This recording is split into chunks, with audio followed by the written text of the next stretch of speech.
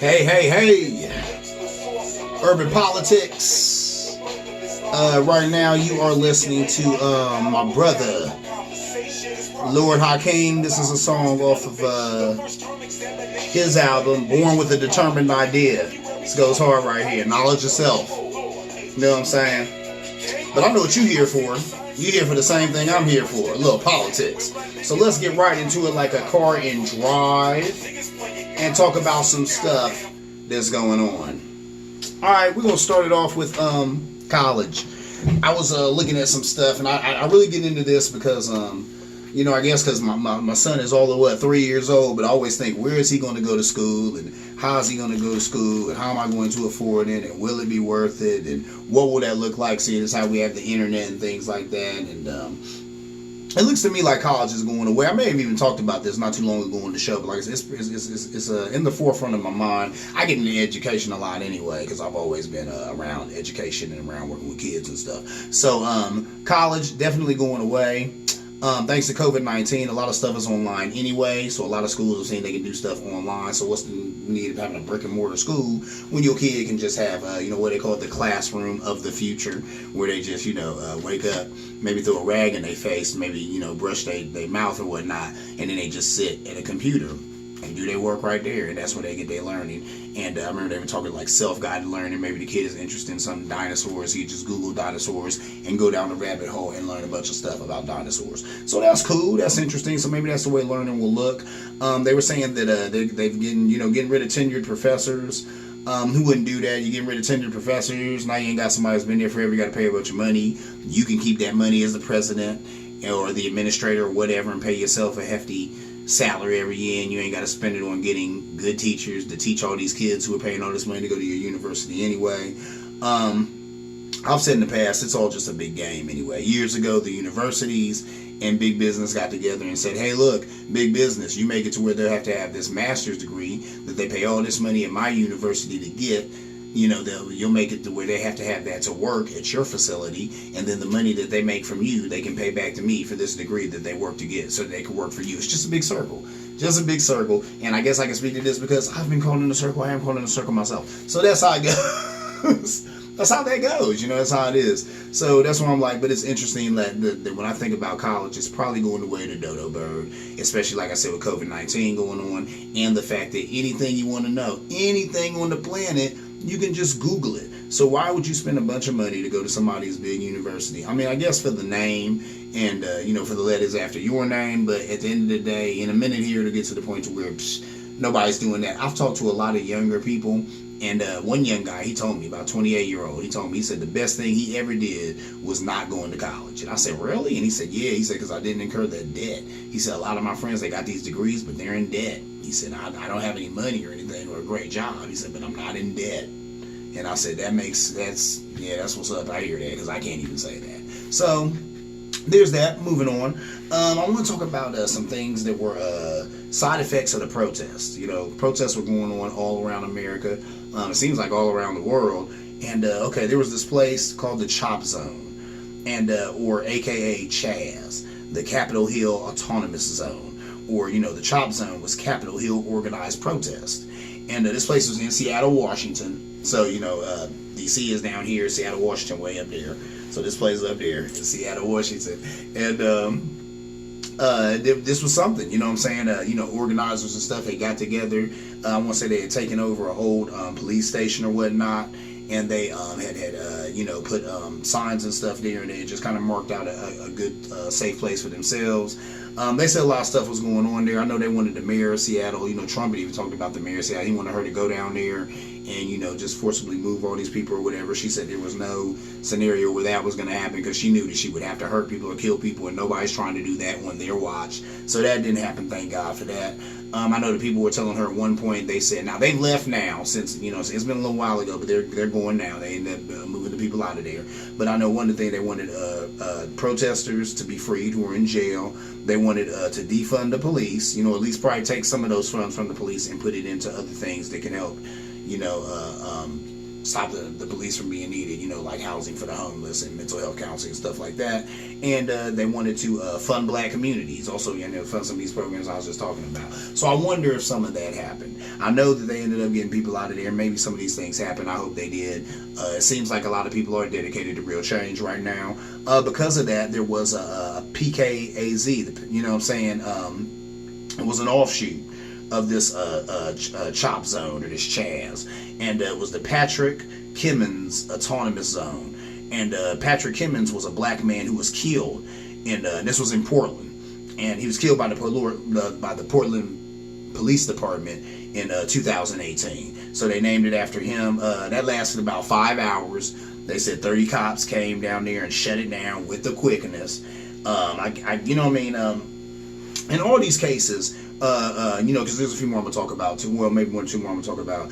And what it is just regular people coming to the aid of regular people. But I think the powers that be, they catch feelings when that happens. Because if regular people are doing for self, well, then why are we needed?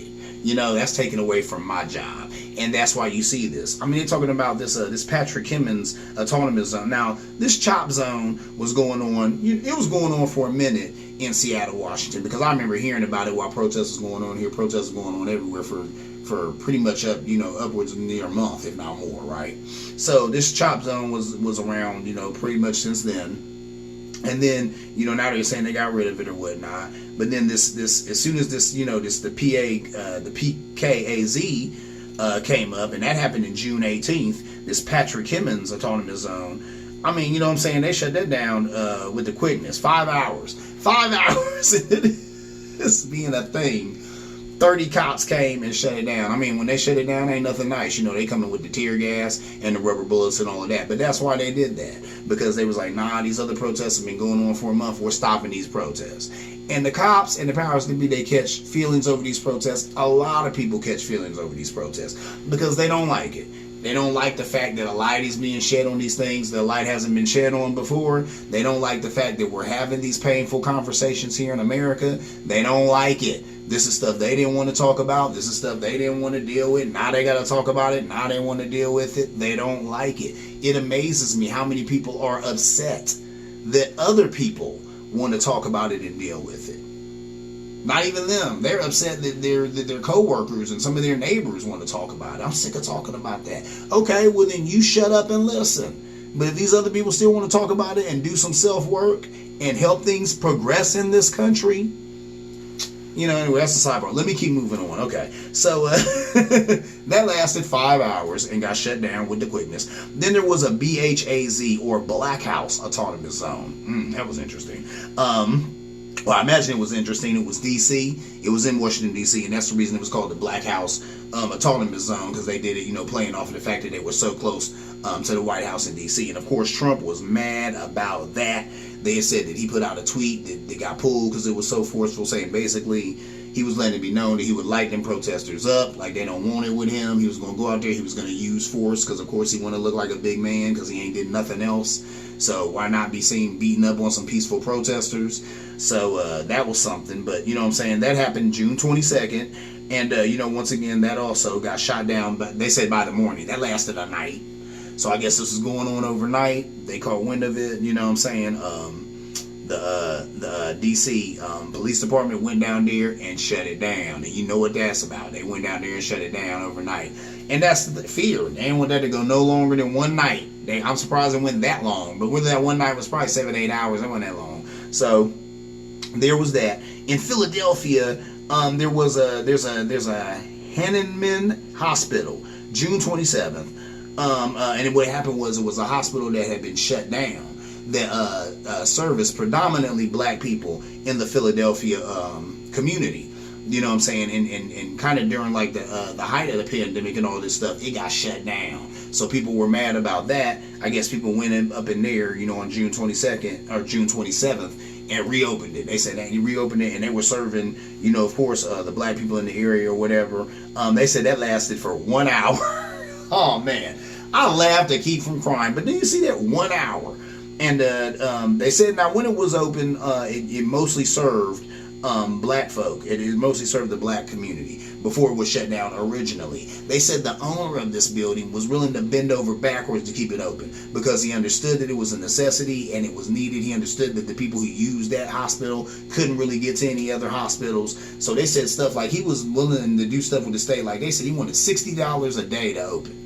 I mean, that's just crazy. I mean, they were saying that was including like utilities or something. Like when I read the article, I was just amazed. But this guy, you know, the owner of the building, he really did not want to, he didn't want to shut it down, but he ended up having to. But he did everything he could to keep it open. But it's interesting how at the end of the day, you know what I'm saying, the city of Philadelphia was like, nah, we're cool. That, you know, and that community is a mostly black and brown community, and they don't need all that. They don't need a hospital. They don't need them services. Go and close that hospital. So, you know, and then they wonder why we run around screaming Black Lives Matter. Anyway, moving on. I want to make a case once again for things that we're getting rid of. More stuff we need to get rid of. And I bet you didn't know because I didn't know either.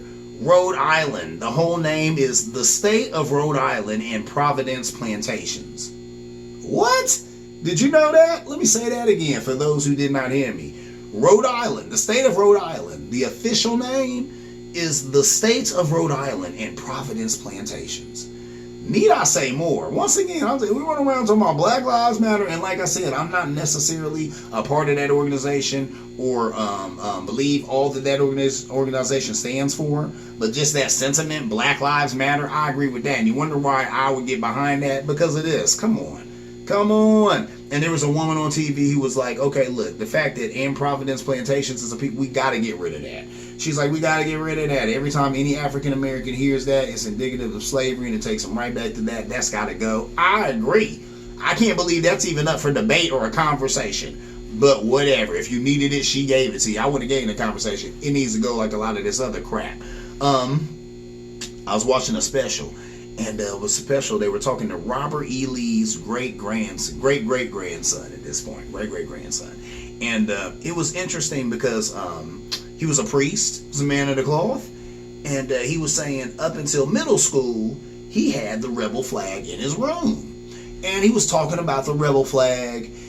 He was talking about his name. I mean, the guy's name is Robert E. Lee. So, you know, he was like, hey, you know, this guy did egregious things, and he fought, you know what I'm saying, so that people could keep slaves, and so that people could retain ownership of other people. So he said it's horrible, and I don't agree with that, and that flag needs to go. And he talked about how he's come to terms with himself. He's like, heck, it's my name. I've had to deal with this. And he said, you know, there are some things about him that I can't be proud of, but he said for the most part, he was a part of this horrible thing, and you know, that flag needs to go, and his imagery on these other places and statues and stuff needs to go. This is his great-great-grandson saying this. So then he had talked about till he said up until middle school I had that flag hanging in my room. You know, he's like, heck, I'm named for the man. And then the woman, and I was so glad that and I said, man, this is a good journalist. She asked him one question I want to know. She said, what made you take them up until middle school? Because this guy was grown, while they're doing this story on him. So she's like, what made you take it out of your room then? You know, what finally brought you to the catharsis? I got to get this out of my room. And he said, an amazing woman of color. I wish I remembered her name, but he said her name. He said an amazing woman of color told him that he could not be a man of God and have that flag in his room. Said an amazing woman of color told me that I could not be a man of God and serve all people with that flag in my room. Wow. I was blown away. And I was like, man, ain't that always the way? It took some sister to come there and tell him, like bruh, you know what I'm saying? You can't be a man of the cloth. And you got a Confederate flag in your bedroom. I understand your name is Robert E. Lee, but that don't wash. So there it is. But I think if his great-great-grandson can come to terms with that and say, hey, look, them statues need to go, that flag needs to get out of here, what is everybody else battling about? You know what I mean? Don't talk to me about you trying to preserve heritage. It sounds to me like you're trying to preserve racism. Because even his great-great-grandson was like, hey, it needs to go. It needs to go. Let it be something that they talk about in history books, but we do not need monuments on your lawn, and we, for doggone sure, don't need that flag being waved in America like these guys won something. They didn't win anything. They were, treasonous. And last I seen in the Constitution, the penalty for treason was death. So there's that. Moving on. I was tripping. I saw some stuff on Twitter, If you haven't seen it on Twitter, man, there's these brothers, and they're going by the Not Effing Around Coalition. I don't use that type of language on this show. The Not F-U-C-K-I-N-G Around Coalition. But these brothers, I was so impressed. I'm impressed with this movement. I was impressed with what I seen on Twitter. They're, you know what they are? They're a paramilitary organization, just like the Black Panthers. But these brothers was armed to the teeth. They had bullets on them. They looking like black Rambos out there. They had their faces covered. I was impressed. I mean, I seen some of the comments. People was like, where do I sign up? Where do I join? I was right there too. And here's the thing too, which made it so dynamic, is that these brothers were marching on Stone Mountain in Georgia. Now, a lot of people don't know. Stone Mountain in Georgia has a unique history. It's historic on like a white supremacist tip. I guess in 1948, the KKK initiated 700 new members at Stone Mountain. They were burning crosses and all that. Now, in 1948, a lot of things was going on in America, but the number one thing that was going on is a lot of immigrants were coming over. So you had a lot of white people catching feelings about that, because there's a lot of white people and other people, well, not white people, but a lot of people coming to America who didn't necessarily look like them. So they didn't like that. So the KKK was able to use that fear to bolster their membership. And this is one of the places where they did it, at Stone Mountain in Georgia. And the Not Effing Around Coalition, they did a march there. And it was like 200 armed brothers. And they did it on July 4th. It was on Twitter. Some people was tripping. Some people were seeing that, you know, that picture of all those armed black people, and they was just blown away. Like I said, you know what, believe it or not, it made me feel safe. I felt safety when I saw that. And I even tweeted myself, I said, hey, look, guess what? A nation has to have a strong military. That is our military. That is our military. These brothers and sisters who were standing there with all that heat, that's our military. I haven't met any of them. I'm dying to meet some of them. I'm dying to talk to the man who started it. And if you want to know all this information, go to Twitter and look it up. You know what I'm saying? Because I don't even talk about him too much, because I don't know. I mean, it was on Twitter, so I mean, it ain't like more people gonna see it here than will see it on Twitter. But my point is, I don't want to put him in harm's way, because all this is needed. This is needed. It's needed. It really is needed. Because, and Lord knows, I do not support violence at all. I'm not even a gun guy. I never have been a gun guy. You know, but to see these brothers and sisters packing the heat. And then the one guy got on the mic and he said, hey, look, I'm putting it out there. And he said names. He named names. He said 1%ers. He said some of these biker gangs. He let it be known. He said, you talk about killing black folk, we killing some white folk. He said, they talking about killing black folk at 8 o'clock, we killing white folk at 8:05. I was like, whoa. Now, I do not condone violence. And I do not think that's cool. But I feel him. You know what I'm saying? Eye for an eye, tooth for a tooth. You know, and it's nice to know that if there's some black death, there'll be some kind of retribution. And these brothers and sisters let it be known, we are the Black Army. We will be the retribution. Thank you. Thank you. Like I said, I want to meet the brother. I was impressed. I was just, and then come on, man. The Not Effing Around Coalition? The name says it all. They ain't effing around. I was impressed, because this could never be me. I'm not a gun guy. I never have. Not that I'm against guns or don't like guns. I've never been a gun guy. Everybody else around me owns guns. I have boys who got plenty of guns. They live and die for guns. Some of my brothers are some of the biggest gun advocates and some of the biggest gun owners you'll ever see. And that's fine. That's what they get into. I've never been that type of guy. I didn't grow up with a gun in the house. So, you know, now I'm going to tell you something, and I was telling a friend of mine this too. In all my 44 years of being on this planet, I've never thought about getting a gun until recently. And why? Because of the George Floyd video and some of these other videos. And, you know, even my nephew had said that too. He said, you know, Unc, you at least want to be able to bust back. He said they might gun you down in your house like they did Breonna Taylor, but at least you can hear some return fire. And I feel that. And that's sad that it's come to that. But I feel that, you know what I'm saying? Shoot, you know what I'm saying? I at least had to get some return fire. So that's sad, but that's how it has gotten around here. Let's hope that things change. But the Not Effing Around Coalition, wowzers. I was impressed. And like I said, them doing that march right there. Now, I haven't heard anything from the NRA. Where they at? They always talking that open carry stuff. I bet their views will change now that you got a whole bunch of brothers and sisters with guns. I'm sure the NRA like, hell, that open carry thing. We meant white folk carrying guns. Stop black. They was carrying some big heat, and I just couldn't believe how they were just, but I mean, why? And that's the same. I'm looking at them like, why is it I can't believe they're well within their rights to do that? They have papers on these guns. They can do that. And see, that's the thing. We usually don't see black people doing this. So when you do, you're kind of blown. I know I was blown away by it, but like I said, I was impressed and I was heartened to know that, guess what? Something happened to my son. I'm going to these people, man. Like, what's up? Can y'all help me get some justice? Because the police ain't giving you no justice. Ain't nobody else giving you no justice. I think we can go to these people and get some justice. So there's that. I was impressed with that. Moving on. Well, before I move on, that was the thing too. You know what I'm saying? I was like, or I wanted to, give you a little more history of this place. Stone Mountain, it's got Robert E. Lee on there. It's got Thomas Stonewall on there. It's got Jefferson Davis. I guess these were 3 people who were big, you know what I'm saying, in the Confederate Army or whatever, fighting for the, the right to own slaves. It's a huge rock that overlooks a black community, of course. You know what I'm saying? Once again, why are we screaming Black Lives Matter when every day, every black person wakes up in a country that lets them know their life don't matter? There you go. These people are overlooked by a big piece of rock. It's got 3 Confederates on it, and it's a black neighborhood that it's overlooking. Well, how appropriate. Welcome to America. And I ended this off with, I'd rather be judged by 12 than carried by 6. That's what a lot of my boys say who are gun owners. That's what they always tell me. Yeah, I'd rather be judged by 12 than carried by 6. And that is the truth, ain't it? I'd rather have a case. I'd rather have an open case than an open face. That's Styles P. Moving on, COVID-19 is still a thing. If you want good COVID-19 information, go to www.ncov2019.live. That is the best site for any of this COVID stuff. I research it all the time. I'm looking all the time. I like to find stuff in real time if I can.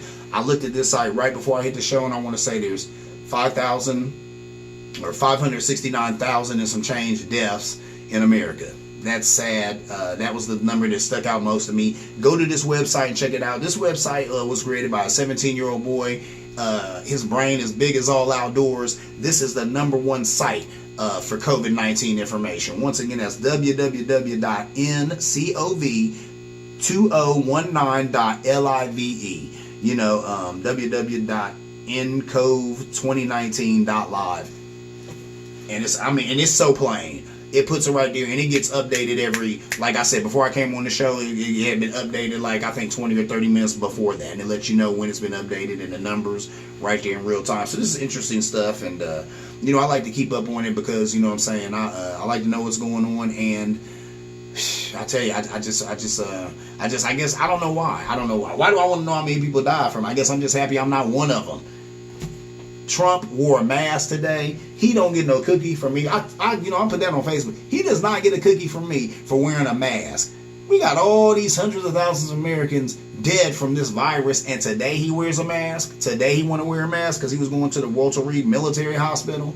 Thank God, the last military hospital he went to, he didn't even wear a mask. So you put all those other soldiers in harm's way. People gave you enough flack for that. So then you finally went in like a little child. You got scolded. So then you say, hey, let me go ahead and throw on a mask. And then he takes that picture where he's walking out like it's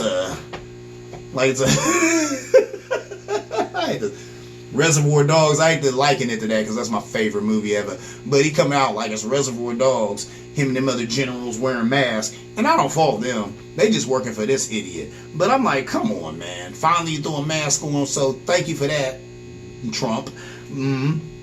This whole culture war over the mask is a trip. If you're for Trump, you can't wear a mask. If you're against Trump, then you're wearing a mask. He said that he thought people was wearing masks just to spite him. No, everything is not about you. Somebody tell him that. Everything is not about you. People are wearing masks because they want to live, okay? Because they don't want to infect other people with their germs, But this guy gonna say, they're doing it to spite me. Get out of here. It is not that serious. Now I'm gonna tell you something. Here's a little glimmer of hope for people who are never Trumpers or people who are just sick of Trump, like myself. They said that Jeanine Pirro,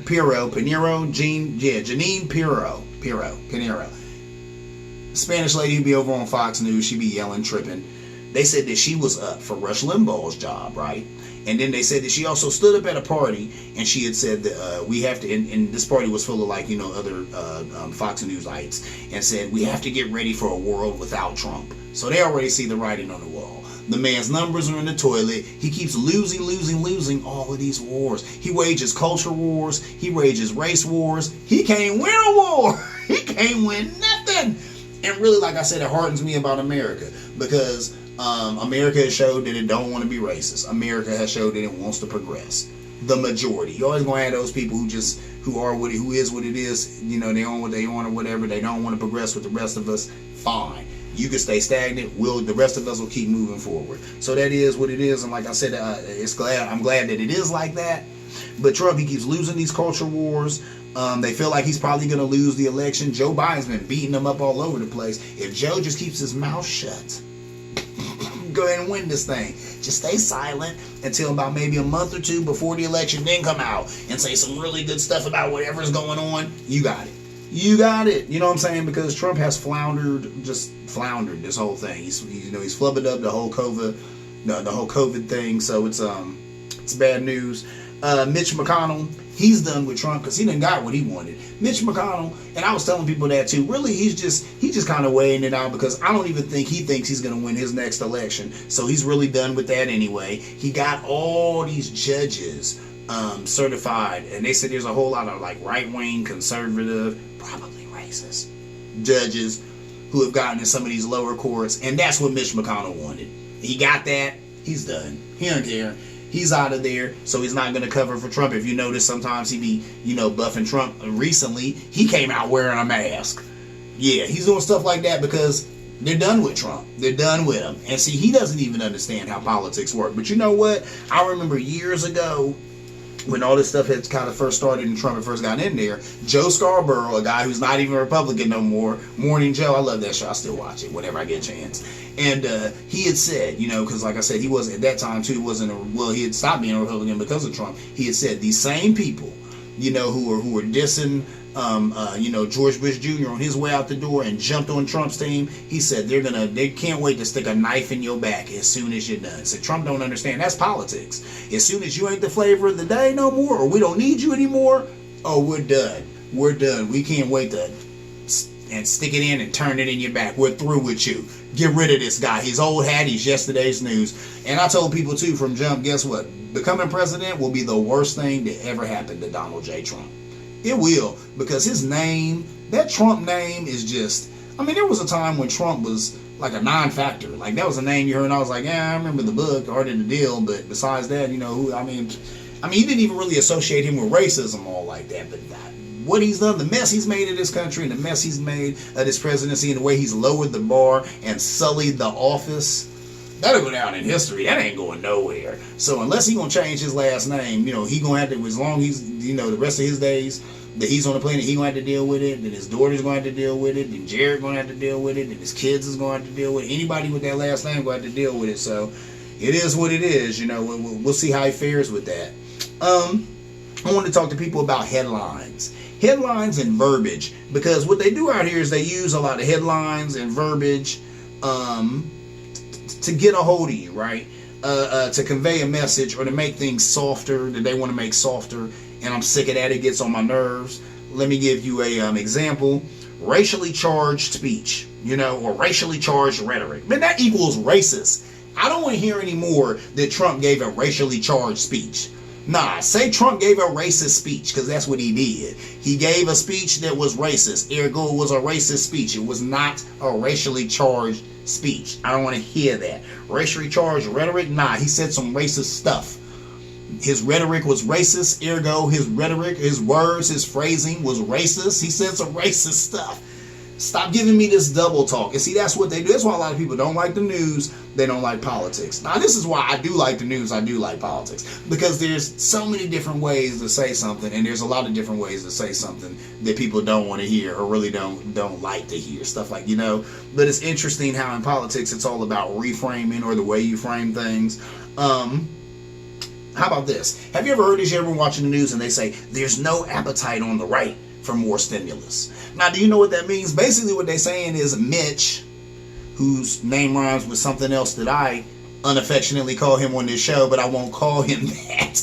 But Mitch McConnell, that guy, he's the one who's holding up a second stimulus. Now, my mom and other people have been going on and on and on about this stimulus. And I hear that. But the proof will be in the pudding. I would be surprised if we got another stimulus, because Mitch McConnell, he's got all these stipulations in there. He doesn't really want the American people to get another stimulus. He feels like enough has been done. It ain't really enough been done at all. But he said enough has been done. And he's like, oh, we got people back in the economy now. Why do we need another stimulus? What? Get out of here. And the economy still ain't up going like it was before. It'll probably never be there again.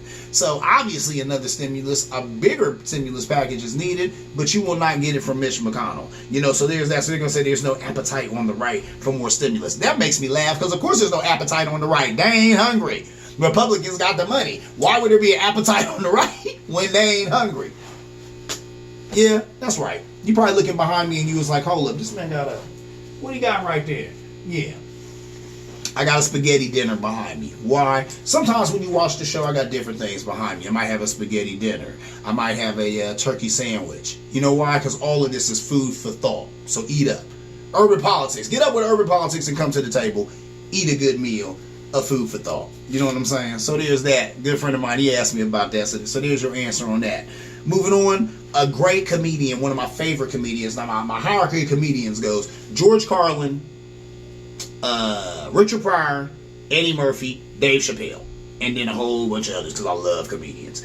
But George Carlin, he used to always talk about, he would talk about this too. He would talk about the way that they soften verbiage in our society. And he had talked about PTSD, you know what I mean?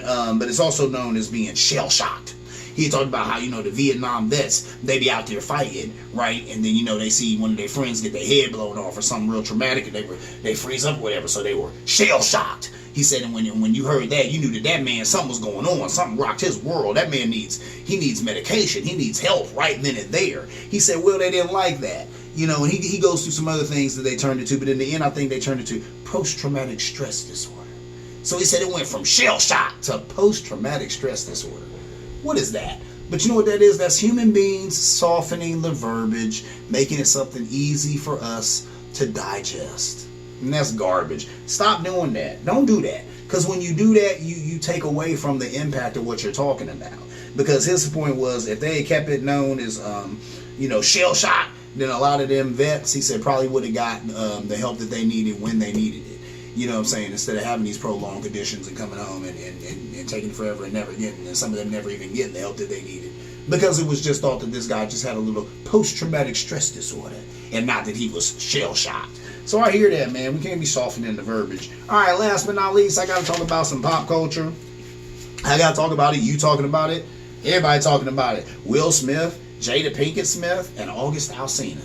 This blew me away. I was like, wow. I knew Jada and Will had an open marriage, but is it this open? I guess it is. Here's how I understand it. And once again, if I'm wrong on this, please give me some pushback. You know what I'm saying? I mean, this is pop culture. I try to keep it politics around here. But like I said, I got to talk about this because everybody's talking about it. And it was interesting to me, too. I guess Will and Jada was on a break. Jada has a fling with August. She called it an entanglement, and the internet had a field day with that. If you haven't seen some of these memes and some of these musical videos and musical mashups of that entanglement madness with Jada Pinkett Smith, hilarious. I feel bad for Will, though, because, like I said, the internet's just having a field day with it. Will says they want a break. So it is what it is. What do you keep telling people? They said that even Michael Blackson had called him or texted them or whatever and had stuff to say and make jokes about it. He said, hey, look, we're on a break. Will said that it's on a break, so it is what it is. I think a lot of, and some sisters said this, a lot of brothers is mad that Will isn't dissing Jada. And I ain't gonna lie, when I first heard it too, I kind of felt like that's the stance he should come from. Like, man, I'm